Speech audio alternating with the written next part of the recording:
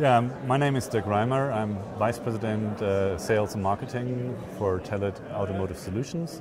Telit is a supplier for wireless modules, so we're building modules supporting 2G, 3G and LTE technologies, and also short-range and long-range wireless solutions. On top of this, we're bringing together the connectivity and the back end for mainly our industrial and consumer customers. So we're having cloud operations and SIM card services, MVNO services, which then our customers can directly link into the back ends, be it SAP or Oracle or something like this. So that is what we offer, coming strongly from a hardware-centric background, going into the new cloud arena and taking care, our customers have an easy integrated an easy deployed product in the end. And is this the first time you're here on the CES or? No, we're basically standing participant here since years. Personally, I'm here for 15 years on CES, and I think CES is not that long lasting, but we've been here before many years, and as we are one of the core enablers of these technologies, providing the modem nicely packaged in a module to our customers, making it very easy to integrate their customer functions on top of it. I think we're a well-recognized player. There's something like 2 other big players in the market, and we are certainly the biggest in the market right now. Yeah. Okay, so you're kind of veteran to this show, but I would say so. Yeah. But nevertheless, what is the thing that most excites you about this year's CES or CES, as you like? I think what is really great to see is that the whole connectivity in IoT is really taking phenomenal traction. You see a lot of the home appliance devices which come into the market, but you're also seeing there's still so much gap and so much things to do. Yeah? If you look to all the different standards out there, basically every company has its own standard there, try to deploy this. That certainly cannot work out. I think it becomes clear, it's great for a start, kicking off the market, but I think looking to this challenge, to make this easier for the customers, to make this more cost-effective is certainly something which I find extremely interesting. And in particular to cars, I must say, the autonomous driving car is certainly something which is very important, where a lot of focus is. It's of course also a very big hype right now, but the core topics and the core themes from it will certainly move the industry for the next decade, certainly. Yeah? So this is still a long way to go. Numbers of significant obstacles still to come across. You see also Tesla doing their deployments, not always having great experience, but there's still a long way to go. Yeah? So what is the role of your company in particular in this development for the connected car and the car in the future? So I think it's very simple to say. Everybody will understand that a cable cannot be applied to a car, so you need to have wireless connectivity. And we deliver the heart of this connectivity. We're making the modules which connects to the 3G, 2G and LTE network of your operator. And we are the central gateway where all the data needs to go through. Yes. So is it only applied within the car or also in the infrastructure surrounding the car?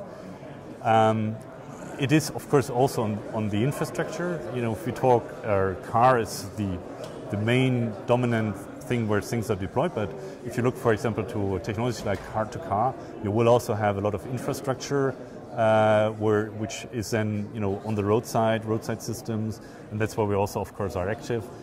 Same holds true, of course, for technologies like wireless LAN or Bluetooth, where you also need to have a counterpart to talk to because it's kind of more short range than the very long range mobile technology, which can go up to 50 kilometers distance, which is very different from the 100 meters, 10 meters, or 2 kilometers. Yeah.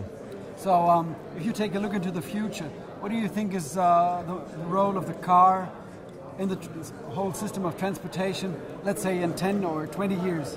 What's the future of the car? I think the car will see quite some transformation in some areas.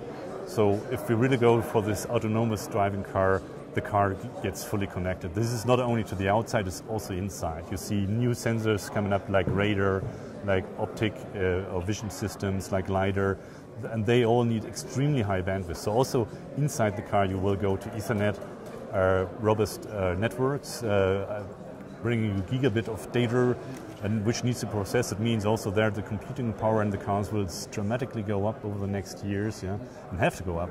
And also then all the sensory networks around, which makes really the car understand what is happening around, and also making sure that the driver is really then in charge of making decisions, or the decision can be made by machines. So things like deep learning will be a very interesting trend. I would be interesting to learn what's going on. But as I said, key for me is really the interconnectivity, and that's where we are. So we are the heart of the connected car in the end. And what is perhaps the biggest obstacle to get the car really connected, to get this huge amount of data getting managed by the infrastructure? The challenge there, I think, first of all, if you look today the data for the typical telematics use cases are very low. So I would make a tough statement saying today you would be fine with 2G technologies for most of the use cases. And that may surprise a few people. But of course, you're completely right. Moving forward to autonomous driving car, the data bandwidth will go up to enormous amounts. You have to download latest map updates. This is gigabyte of data you need to get into the car. So we go to scenarios very similar to your tablet or to your PC at home. Yeah? So, and that's then require really gigabyte of data. That's where certainly 5G will play a role, where latency and response time will play a role, where we go to edge networks. You have to have milliseconds decision times and delay times to be provided to the car. I think this is all things to be looked at, and the real obstacle is really, and that's different from consumer electronics and industrial electronics, bring this kind of complex topic in a way that is 100% validated, because you as a driver will put your life in the hands of electronics. And that is probably the biggest challenge, how to validate this kind of highly complex, fast evolving systems in a way which don't take tens or 20s of years, because but can be done in something in a year from now. I think this will be the biggest obstacle, and that's, I think, where not much people talking about. Other topic is of course security, which is a major issue. You don't want to have any sort of unproven software on your car.